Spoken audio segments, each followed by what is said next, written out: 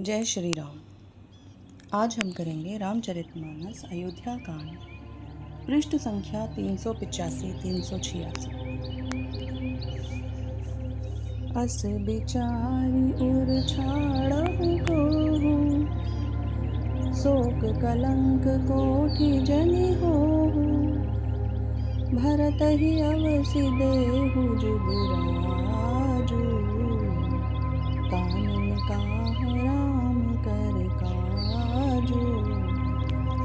हृदय में ऐसा विचार कर क्रोध छोड़ दो, शोक और कलंक की कोठी मत बनो। भरत को अवश्य युवराज पद दो, पर श्री रामचंद्र जी का वन में क्या काम। नाहिन राम राज के भूखे, धर्म धुरी न विषय रस रूखे। गुरु गृह बसहु राम तज गेहु, नृप सन्यास बरु दूसर लेहु।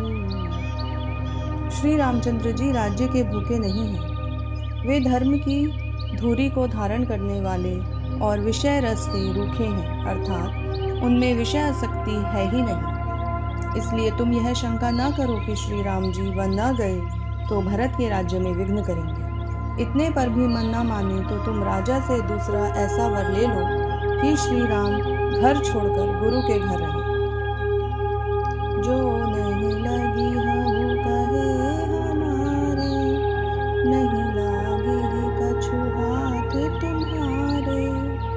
जो परिहास कीन्ह कछु होई, तो कही प्रगट जनावहु सोई।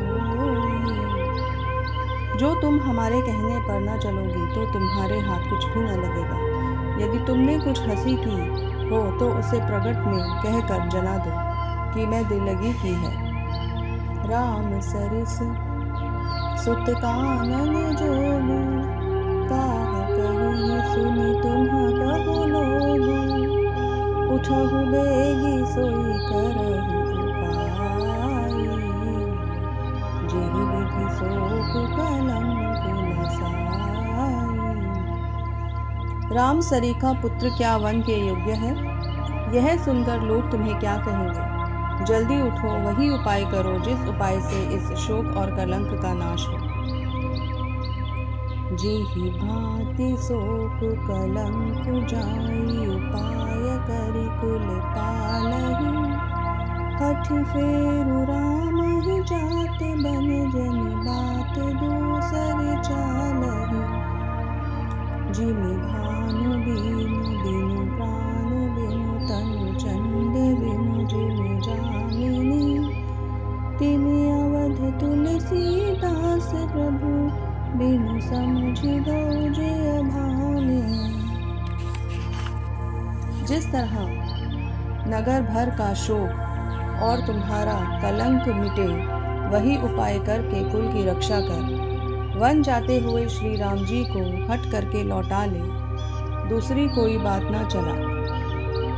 तुलसीदास जी कहते हैं, जैसे सूर्य के बिना दिन, प्राण के बिना शरीर और चंद्रमा के बिना रात, वैसे ही श्री रामचंद्र जी के बिना अयोध्या हो जाएगी। हे भामिनी, तू अपने हृदय में इस बात को समझ तो सही। सखिन सिखावनु दीन सुनत, मधुर परिणाम हित। तेई कछु कान न कीन्ह कुटिल, प्रबोधि कुबरी। इस प्रकार सखियों ने ऐसी सीख दी जो सुनने में मीठी और परिणाम में हितकारी थी, पर कुटिल ला कुबरी की सिखाई पढ़ाई हुई कहकर ने इस पर जरा भी कान न दिया। उतरु न दे दुसहरिस रूखी, मृग न चितव जनु बाघिनी भूखी। व्याधि असाधि जान तिन्ह त्यागी, चली कहत मति मंद अभागी। कैकेयी कोई उत्तर नहीं देती, वह दुसह क्रोध के मारे रूखी हो रही है। ऐसे देखती है मानो भूखी बाघिन हरिणियों को देख रही हो। तब सखियों ने रोग को असाध्य समझकर उसे छोड़ दिया। सब उसको मंदबुद्धि और अभागिनी कहती हुई चल दी। राजु करत यह दया बिगोई, किन्हु सियस जस करई न कोई। एहि विधि बिलपहि पुर नर नारी, देहि कुचालिहि कोटिक गारी। राज्य करते हुए इस कैकई को देव ने नष्ट कर दिया। इसने जैसा कुछ किया वैसा कोई भी न करेगा। नगर के सब स्त्री पुरुष इस प्रकार विलाप कर रहे हैं और उस कुचाली कैकई को करोड़ों गालियां दे रहे हैं। जरहि विषम जर लेहि उसासा, कवनि राम बिनु जीवन आसा। विपुल वियोग प्रजा अकुलानी, जनु जलचर गनु सूखत पानी। लोग विषम ज्वर से जल रहे हैं, लंबी सांसें ले रहे हैं। वे कहते हैं कि श्री रामचंद्र जी के बिना जीने की कौन आशा है। महान वियोग से प्रजा ऐसी व्याकुल हो गई है मानो पानी सूखने के समय जलचर जीवों का समुदाय व्याकुल है।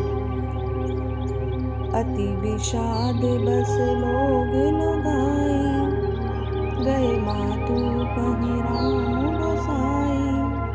मुख प्रसन्न चित चौगुन जाऊ, मिटा सोचु जनि राखई राऊ। सभी पुरुष और स्त्रियां अत्यंत विषाद के वश हो रहे हैं। स्वामी श्री रामचंद्र जी माता कौशल्या के पास गए। उनका मुख प्रसन्न है और चित्त में चौगुना उत्साह है। यह सोच मिट गया है कि राजा कहीं रख न ले। श्री रामचंद्र जी की राज तिलक की बात सुनकर विषाद हुआ था कि सब भाइयों को छोड़कर बड़े भाई मुझको ही राज तिलक क्यों होता है। अब माता कैकेयी की आज्ञा और पिता की मौन संपत्ति पाकर वह सोच मिट गया। जय श्री राम।